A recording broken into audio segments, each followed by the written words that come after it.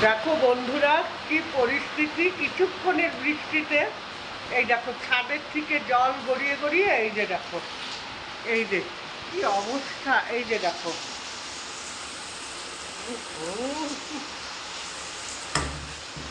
কি অবস্থা হয়ে গেছে দেখো জলের। আর এখানটায় দেখো বাঁধ দিয়ে দেওয়া হয়েছে, কেননা এই জল গড়িয়ে গড়িয়ে দেখো সারা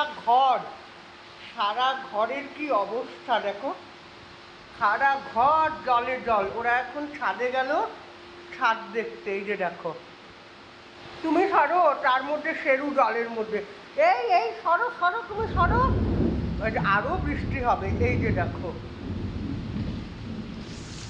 এই যে জল দেখো, এই যে জল, এই যে রান্না ঘর টর সব, এই আসো আসো আসো আসো, সমস্ত জলে জল হয়ে গেছে। কি অবস্থা হয়েছে চিন্তা করো, হাসছি ঠিকই কিন্তু এই জল কখন পরিষ্কার হবে কে জানে, জল পড়েই যাচ্ছে।